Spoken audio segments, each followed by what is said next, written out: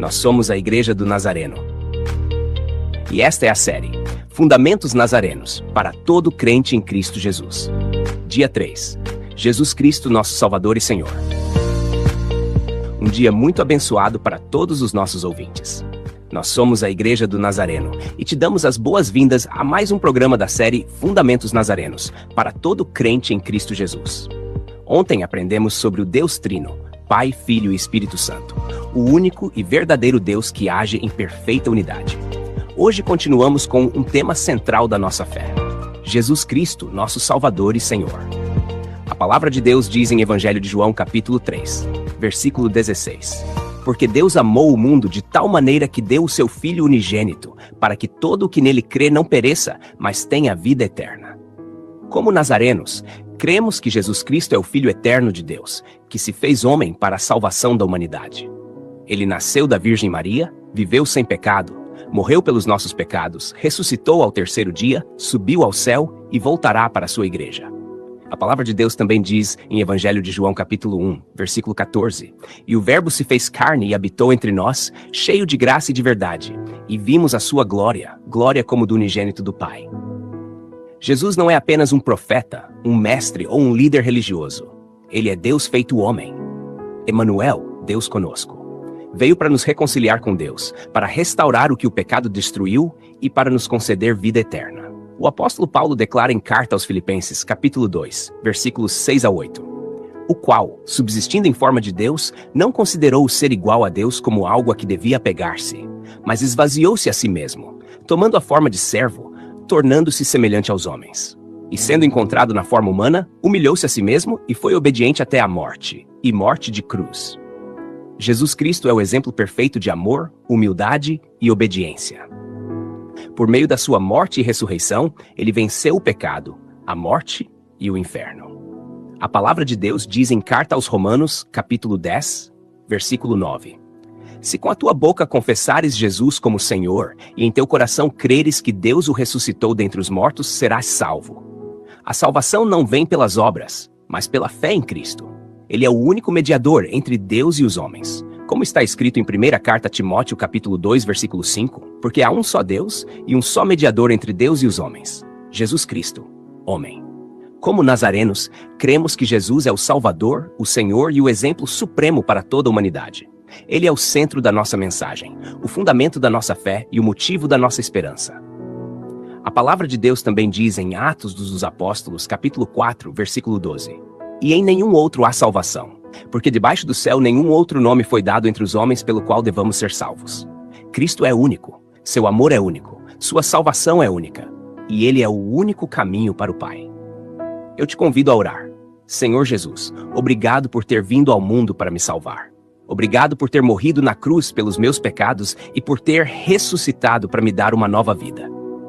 Reconheço que tu és o Filho de Deus, o meu Salvador e o meu Senhor.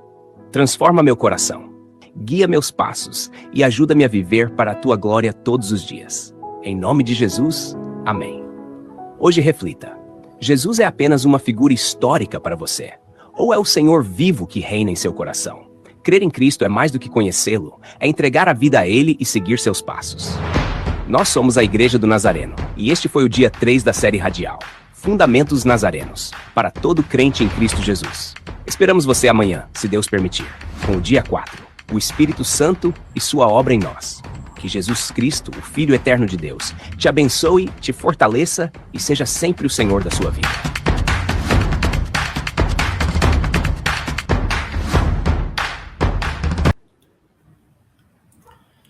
Muito bem-vindos, meus irmãos.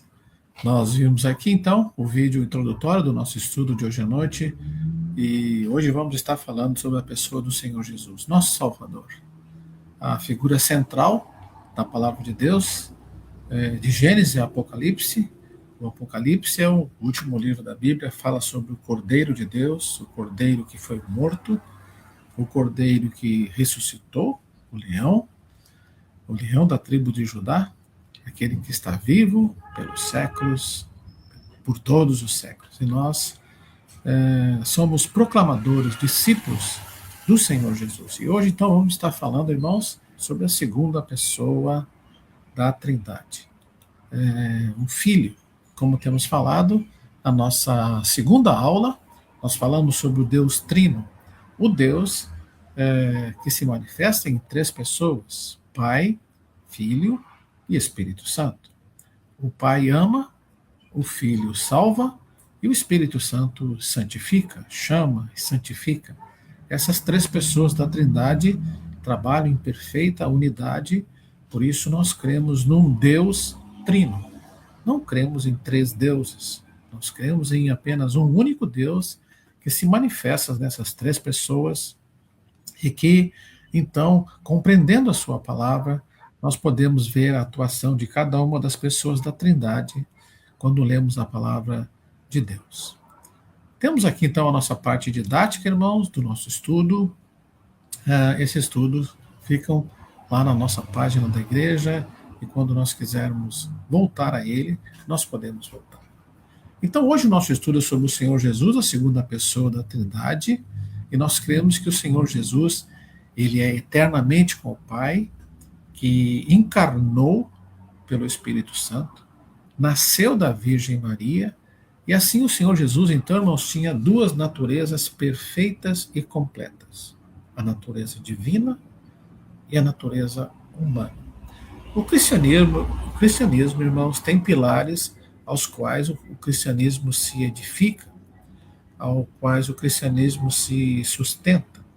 E uma delas é que se Jesus nasceu como todos os homens nascem, ele não é Deus. Ele é apenas um homem. Mas se o nascimento de Jesus, e ele foi um nascimento sobrenatural, a vida de Jesus foi uma vida sobrenatural. Os milagres de Jesus, as palavras de Jesus, o efeito que Jesus trouxe sobre a sociedade dos seus dias foi um efeito sobrenatural. Então, se Jesus nasceu como qualquer um de nós nasce, então ele não é Deus. Se Jesus morreu e não ressuscitou, então ele não é Deus. Então o cristianismo, irmão, se afirma, se alicerça sobre princípios de fé.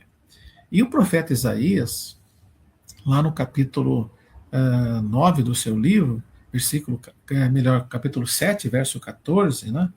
O profeta Isaías viveu mais ou menos há 700 anos antes de Cristo, portanto, há 2.700 anos da nossa era. Ele disse que o Senhor daria um sinal. Ele disse: eis que uma virgem conceberá e dará à luz a um filho e lhe chamarão Emanuel, que em hebraico quer dizer Deus conosco. O profeta Isaías também, e ele é chamado um profeta messiânico, ele falando sobre esse menino que seria Deus, ele falou sobre o menino e disse: um menino nos nasceu, um filho se nos deu, o principado, o governo está sobre os seus ombros. Então, amados irmãos, para nós cristãos, o cristianismo, na sua essência e na sua genuinidade, crê em Jesus Cristo, perfeitamente homem e perfeitamente Deus. Só havia uma forma de Deus condenar o pecado, de Deus ter um sacrifício perfeito pelos pecados da humanidade. Alguém que vivesse como homem, não pecasse e se oferecesse como um sacrifício vivo, santo e agradável a Deus, e essa foi a pessoa de Jesus. Jesus viveu como homem. O escritor aos Hebreus diz que o Senhor Jesus é o nosso intercessor, ele está à direita do Pai, e ele diz que nós não temos um sacerdote que não pode se compadecer das nossas fraquezas. Por que isso, irmãos? Porque Jesus viveu como homem. Ele nasceu de um parto natural, a Virgem Maria. O mistério da encarnação.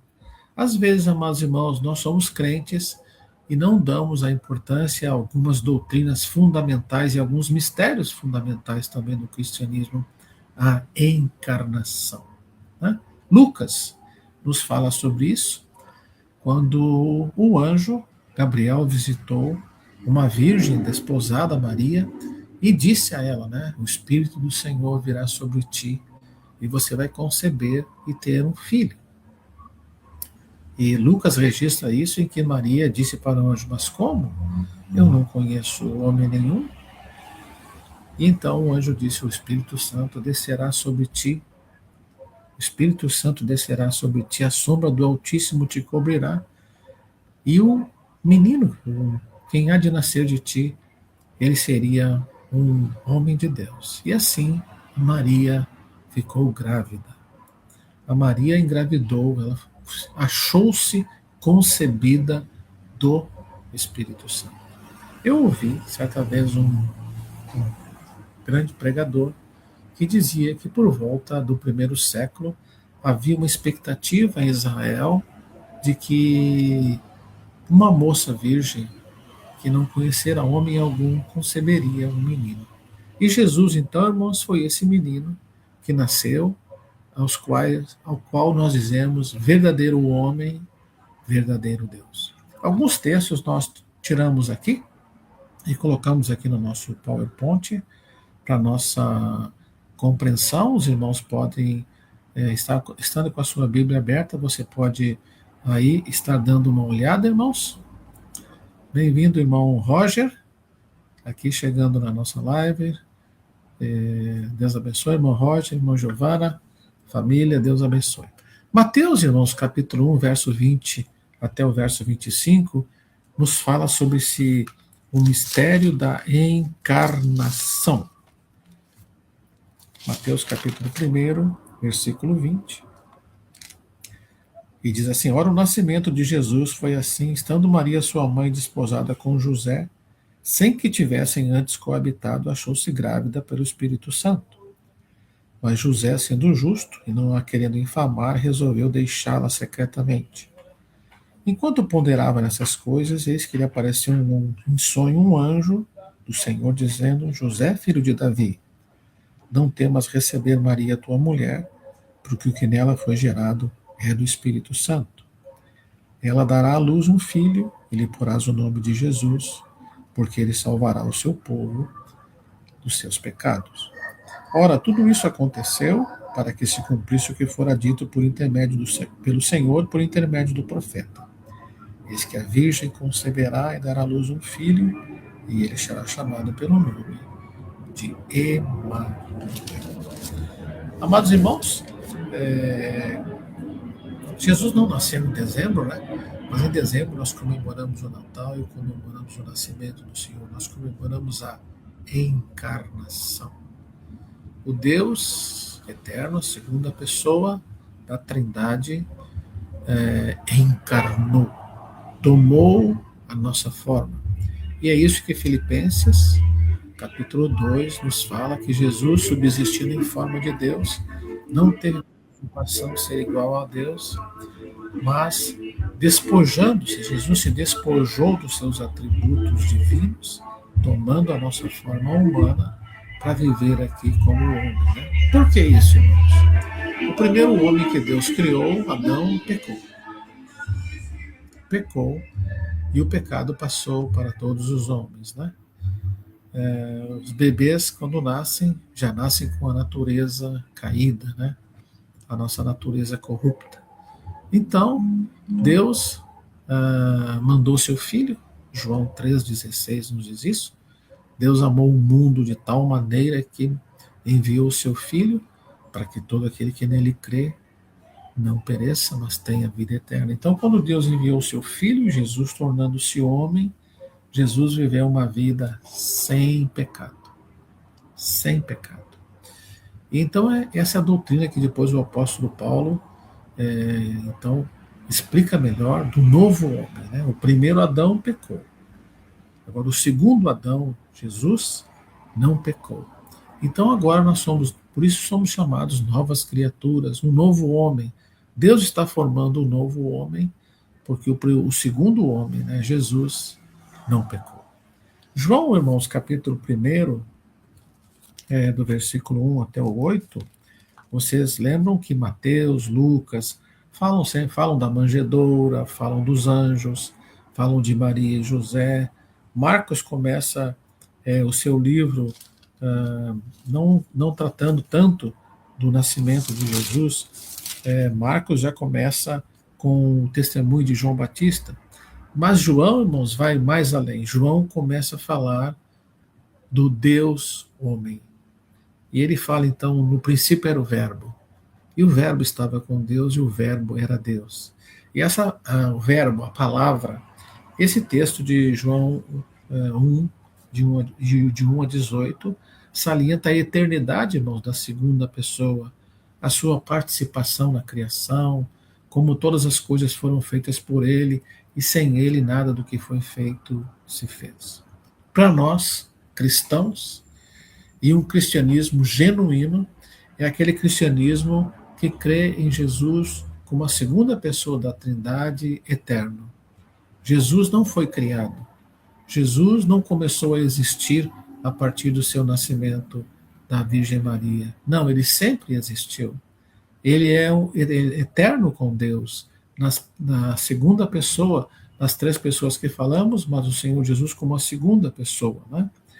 E pensamos também um outro pilar do cristianismo, irmãos, se Jesus morreu na cruz e não ressuscitou, ele não é Deus. Tá? Atos capítulo 2, versículo 22 a 36, fala sobre esse ministério terreno de Jesus, né, que é salientado com a sua morte e ressurreição. Tá? A igreja primitiva, irmãos, nos seus primeiros dias, o poder da pregação da igreja dos primeiros dias, a igreja do primeiro século, era sobre a morte e a ressurreição de Jesus. Pedro e os demais apóstolos, eles pregavam de uma forma veemente, cheios do poder de Deus, mas também com uma convicção, irmãos, uma convicção acima de qualquer suspeita, né? Jesus ressuscitou. Nós o vimos, nós estávamos com ele, nós participamos, nós vimos ele morto e nós vimos ele vivo. Atos capítulo 1 nos fala de um momento em que Jesus se apresentou a mais ou menos 500 irmãos que estavam juntos. Né? Então a igreja do primeiro século, irmãos, tinha uma mensagem poderosa. E essa mensagem poderosa a respeito de Jesus é que ele morreu, mas ele ressuscitou. Eles ouviram vivo. Eles falaram com ele vivo. Tá? Eles, como Tomé, né, colocou lá, Jesus disse, Tomé, coloca a tua mão aqui no lugar dos cravos. Né? Coloca a tua mão aqui no meu lado. Né? Não sejas incrédulo, mas crente. A grande mensagem, irmãos, a mensagem vibrante da igreja do primeiro século é que o Jesus homem, morreu, mas ressuscitou. Glória a Deus. Nós temos mais Romanos capítulo 8, verso 3, que o apóstolo Paulo diz, Deus enviou o seu Filho em carne. E essa, irmãos, é uma figura muito bonita de se entender, né? Como Deus falaria conosco, homens? Alguém poderia pensar, bom, Deus poderia aparecer nas nuvens, ter uma grande aparição nas nuvens e falar para nós. Não. A Bíblia nos fala isso e o cristianismo genuíno prega isso e crê nisso, né? Deus se fez carne. E como os evangelistas dizem, né? Ele habitou entre nós. E nós vimos a sua glória. Né? Nós vimos a sua glória. O Senhor Jesus viveu uma vida de santidade, irmãos. E hoje nós, como discípulos de Jesus, nós procuramos viver uma vida como Jesus viveu. Filipenses, então, é um texto muito bonito de Filipenses, como Paulo escreve dizendo que o Senhor Jesus se humilhou, ele tomou a nossa forma, Jesus se destituiu, ele se desvinculou da sua divindade. Né? Vocês lembram que uma das tentações, as 3 tentações, e alguns acreditam que Jesus não foi tentado 3 vezes apenas pelo inimigo, né? Mas ou foi um período, mas que aquelas três tentações que estão marcadas nos evangelhos foram as mais evidentes, né? E o inimigo procurava, entre elas, fazer com que Jesus fizesse se valer dos seus atributos divinos, né? Então o inimigo diz: essas pedras, transforma ela em pães. Então Jesus podia fazer isso, ele era Deus, mas ele estava aqui como homem, então ele podia dizer: nem só de pão viverá o homem. O inimigo disse para Jesus: atira-te daqui, lá para baixo, né? Atira-te. O Senhor Deus vai mandar os seus anjos para te segurarem, né? O Senhor Jesus, irmãos, ele veio para viver como homem, né? Por isso, nós, como humanos e como discípulos de Jesus, nós podemos ter uma esperança, irmãos, e uma consolação nas lutas que passamos, né? E pensarmos que Jesus viveu como homem, viveu como ser humano, ele sabe o que é isso. Um dos textos, irmãos, talvez mais impactantes, né, da palavra de Deus a respeito de Jesus, Isaías 53, quando Isaías diz que o Senhor Jesus é um homem de dores. Homem de dores. Nós sabemos que Jesus viveu como carpinteiro até os seus 30 anos de idade. A tradição diz que José, já quando Jesus era um homem feito, então José tinha morrido, e é bem provável que Jesus tenha sido o único carpinteiro da sua cidade natal, que era Belém. Isaías chama o Senhor de homem de dores, que sabe o que é padecer. Jesus, irmão, sofreu as dores que nós, humanos, sofremos, né? Por isso, também o profeta Isaías nos diz, né? Pelas tuas pisaduras fomos sarados. Que coisa preciosa, irmãos, né? Jesus sofreu as pisaduras, as dores que nós sofremos, né? Talvez você tenha já lido um trabalho científico, né?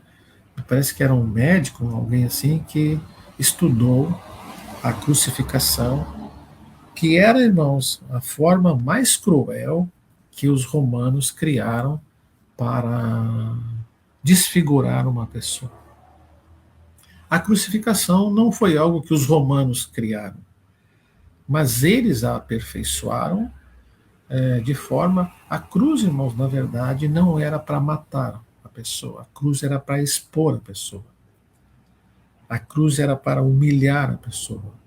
A cruz era para infligir sofrimento na pessoa.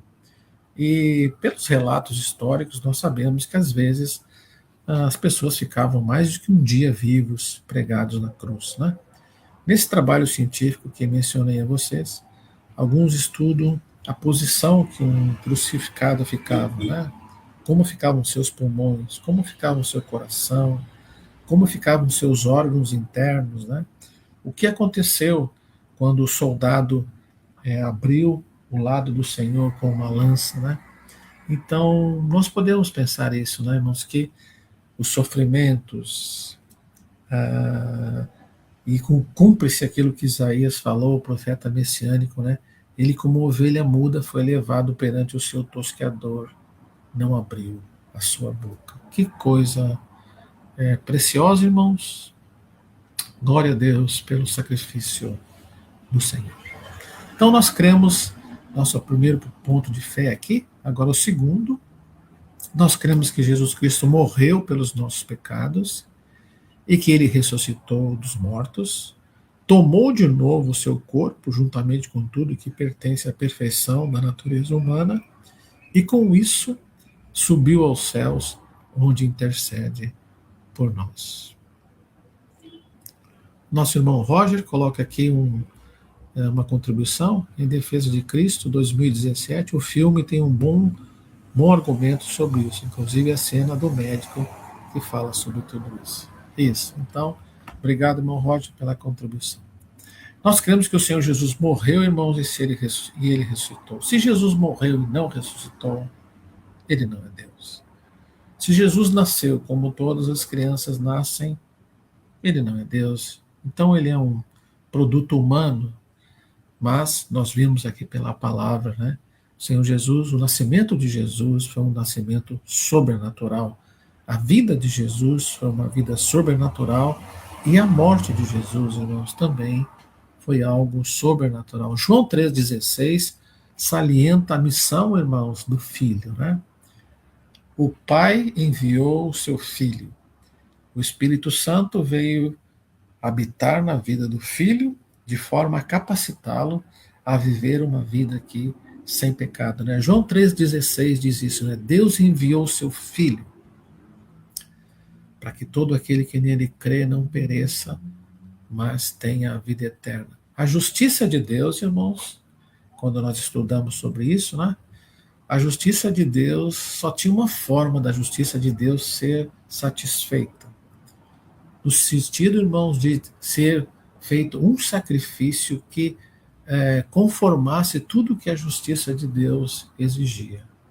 Um cordeiro perfeito, sem pecado, imaculado.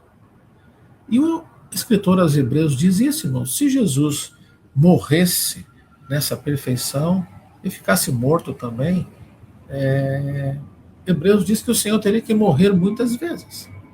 Mas como Jesus morreu e ressuscitou, glória a Deus por isso, o seu sacrifício é eterno. Glória a Deus. A missão de Jesus, irmãos, foi perfeitamente cumprida na cruz.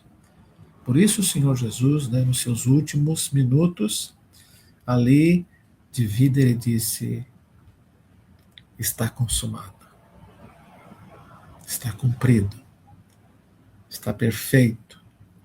A justiça de Deus satisfeita, né? A cédula, o apóstolo Paulo diz, né? A cédula que estava escrita contra nós foi cravada na cruz. E os nossos pecados foram então todos perdoados. Louvado seja o nome do Senhor. Eu ouvi uma das melhores explicações sobre justificação, irmãos. Eu ouvi certa vez, alguém explicou como nós poderíamos entender a justificação. O que é a justificação?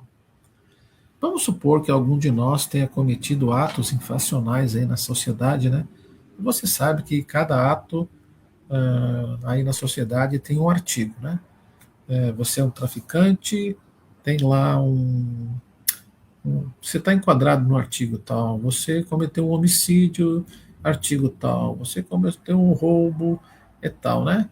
Então, a pessoa com muitos delitos na área social, tem alguns que têm uma ficha corrida muito comprida de quantas vezes já foram presos e todos os delitos que ele já cometeu na sua vida, né? Cada pessoa, ou então, vocês sabem disso, né? Alguém vai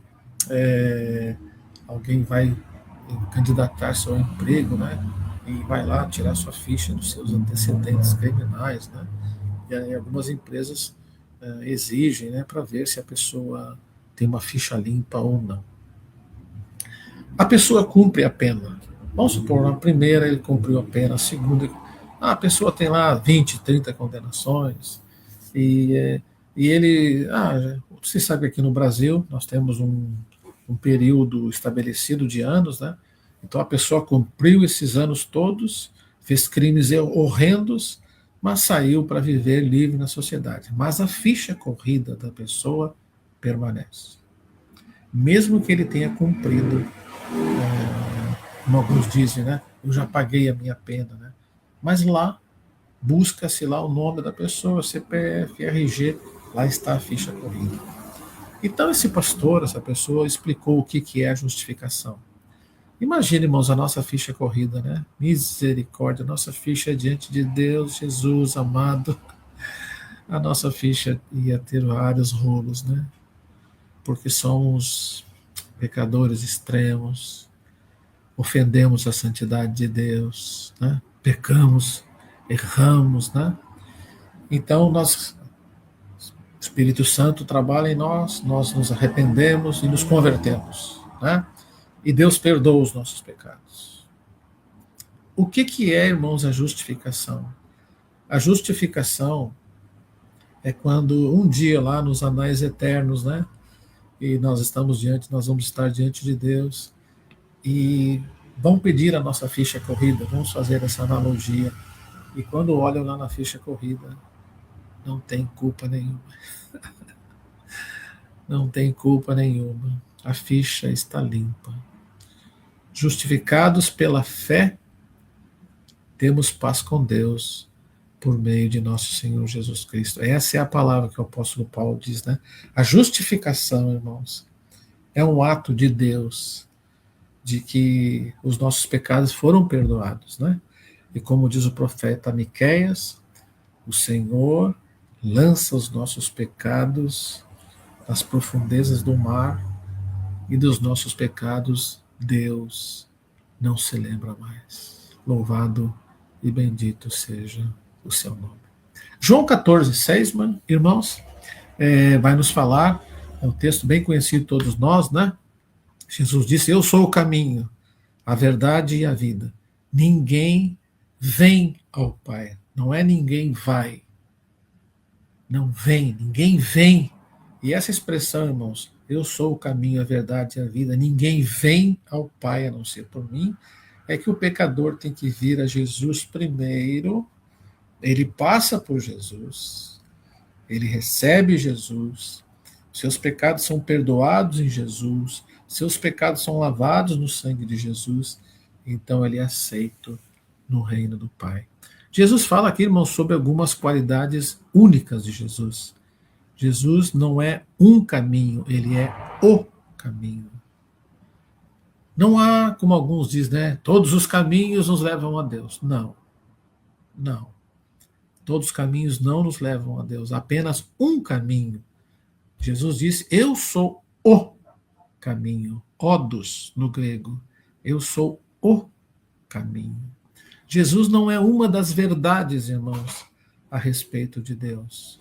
Não, Jesus é a verdade. A verdade. Né? Somente, pensemos isso, irmão, somente um Deus, somente alguém divino, melhor, vivendo ao lado do Pai, poderia nos falar de Deus. Os profetas do Antigo Testamento não podiam nos revelar e falar-nos de Deus como Pai. Mas Jesus podia nos falar do Pai porque ele era o Filho. E Jesus tinha essa relação eterna de pai para filho. Vocês lembram na oração sacerdotal que Jesus disse: Pai, Pai, abençoa-me com aquela glória que eu tinha contigo antes que o mundo existisse. Né? Então, que coisa perfeita, irmãos. Que comunhão profunda que Jesus veio nos falar. Ninguém poderia nos falar do Pai a não ser o Filho. Isso é a palavra de Deus nos diz. Então, quando eu quero conhecer a Deus, quando eu quero conhecer mais de Deus, né, e Hebreus diz isso, né? Hebreus nos diz: olha, Deus nos falou de muitas maneiras. Deus nos falou pelos profetas, Deus nos falou no Antigo Testamento, mas ele diz: mas nesses últimos dias Deus tem nos falado pelo Filho. Né? E aqui então, irmãos, está o peso, né? O peso, a seriedade de nós ouvirmos o que Jesus falou. Jesus não é um religioso, irmãos. Tá? Jesus não é ele é um dos profetas que apareceram na terra. Não. Jesus, divino. Jesus é Deus. Tá? Ele não Jesus não personifica uma das vidas que a pessoa... Não, ele disse: a vida, eu sou o caminho, a verdade, a vida. Qualidades únicas, irmãos, verdades únicas que nós só encontramos no Senhor Jesus. E por último, Atos capítulo 1, verso 11, mostra-nos que Jesus um dia voltará para buscar a sua igreja, e Jesus, como ele vai julgar o mundo. Né? Deus levantou, trouxe o seu filho, levantou o seu filho, e através do seu filho, um dia o Senhor vai julgar o mundo. Atos 1:11 está naquela cena em que Jesus está com os discípulos, antes da sua assunção, né? E os anjos dizem para os discípulos, quando Jesus é assunto ao céu: varões galileus, por que estáis olhando para cima? Esse mesmo Jesus que vocês estão vendo ir, voltará. E nós, irmãos, então, somos discípulos do Senhor, somos adoradores, somos discípulos de Jesus, nós somos pequenos cristos, né? Nós somos pequenos cristos que devemos viver nesse mundo, irradiando, podemos dizer assim, a sua glória, falando para outros a respeito do Senhor, vivendo uma vida de sal e luz, mostrando então a glória de Deus. E foi isso que Jesus disse, né? Ele disse que nós devíamos, ele disse que nós brilhe a vossa luz diante dos homens. Jesus disse isso lá em Mateus 5. Brilhe a vossa luz diante dos homens, para que vejam as vossas boas obras e glorifiquem a vosso Pai que está nos céus. A maior pregação, irmãos, que nós podemos fazer é a da vida. Lutero disse essas coisas, né? Ele disse: pregue, pregue, pregue, pregue, pregue a palavra. Se for necessário, use as palavras. Isso quer dizer, irmãos, que Lutero estava dizendo que a nossa vida vale mais do que as nossas palavras.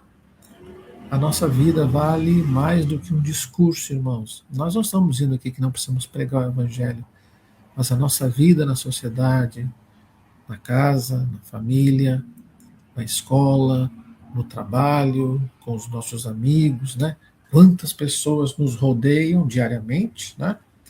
E elas precisam falar, elas precisam ouvir melhor, né? A respeito de Jesus. Amém, meus queridos irmãos? Né? O Filho de Deus, aquele que estava no seio do Pai, aquele que vivia com o Pai lá antes que os mundos existissem, antes que tudo isso, irmãos, que foi criado existisse, né? Encarnou. Que mistério, irmãos. Que milagre, que coisa tremenda. Encarnou, tornou-se homem, falou a nossa língua, irmãos. Falou a nossa língua, falou de forma que nós pudéssemos entender. Né? Ninguém pode dizer, eu não consigo. Não, Jesus falou a nossa língua, irmãos, né? Ele pregou o Evangelho numa linguagem tão comum, né? Eu lembro dos meus tempos de seminário, em que os nossos professores diziam que havia mais de um grego, irmãos. A língua grega, havia a língua grega clássica, né? A língua dos filósofos, a língua dos poderosos, mas havia o grego comum, o grego koiné. E Jesus, irmãos, Jesus falou a nossa linguagem. Né? Ele podia falar das ovelhas que os pastores cuidavam. Ele podia falar de uma mulher que varreu a casa para achar a sua moeda perdida. Né? O Filho. Deus nos falou através do Filho, irmãos. E Hebreus diz isso, né? Olha, se a palavra dos anjos e se a palavra dos homens lá no Antigo Testamento, quando falada e as pessoas não obedeceram, elas sofreram juízo. Quanto maior peso temos nós, que nós temos ouvido Deus falar conosco através do seu Filho. Jesus, irmãos, para nós, não foi um grande homem da história, não foi um filósofo, não foi um rabi muito inteligente, não foi um profeta, não. Para nós, Jesus, segunda pessoa da Trindade, Deus, Senhor de todas as coisas, que pagou a nossa morte, pagou o nosso pecado, fez um sacrifício perfeito diante de Deus, para que eu e tu pudéssemos, irmãos, sermos salvos, né? E um dia a nossa ficha corrida, né? Conta-se que Lutero, quando estava preso lá no seu castelo lá, que o inimigo muitas vezes vinha acusá-lo dos seus pecados, né? E um dia Lutero pegou a tinta que tinha, e não sei bem se ele jogou ou escreveu na parede, né? O sangue de Jesus Cristo, seu Filho, nos purifica de todo pecado. E a justificação de Deus, irmãos, diz que eu e você não temos culpa nenhuma. Que glória, né, irmãos? Você pode dar um amém aí na sua casa, irmão? Talvez escrever um amém aqui no chat aqui da nossa live. Você, diante de Deus, é alguém com a ficha corrida limpa. Limpa.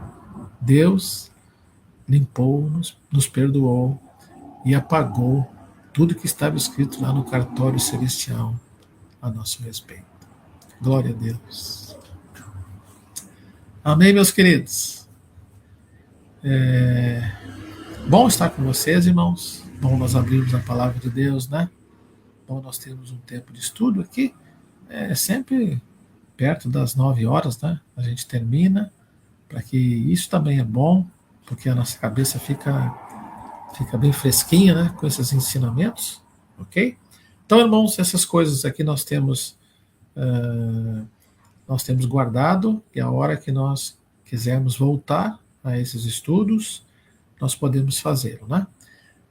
Semana que vem, se Deus permitir, a nossa aula número 4, e eu penso que depois da nossa aula número 4, nós podemos, então, sem ser na próxima semana, na outra, termos um dia, se os irmãos desejarem, então, presencialmente na igreja, para nós esclarecermos dúvidas, conversarmos sobre algum dos assuntos que tratamos aqui, porque a semana que vem nós vamos falar sobre a terceira pessoa e depois podemos esclarecer assuntos. Tá bem, meus queridos? Então tá. Vamos orar então para encerrar a nossa aula de hoje? Curve a sua cabeça aí e vamos orar. Obrigado, Pai, por esse tempo tão precioso com a Tua palavra. Obrigado porque podemos nos reunir como igreja, Senhor, mesmo cada um na sua casa. Nós podemos abrir nossa Bíblia, podemos meditar sobre aquilo que o Senhor nos deixou para a nossa fé. Louvamos o Teu nome pelo que Tu fizeste, Senhor. Glória a Deus pelo que fizeste, Senhor Jesus. Glória a Deus porque Tu foste o sacrifício perfeito, o Cordeiro perfeito de Deus. Fica conosco essa noite. Dá-nos uma boa noite com as nossas famílias. Oramos pedindo a Tua bênção em nome de Jesus. Boa noite a todos, meus irmãos. Deus abençoe.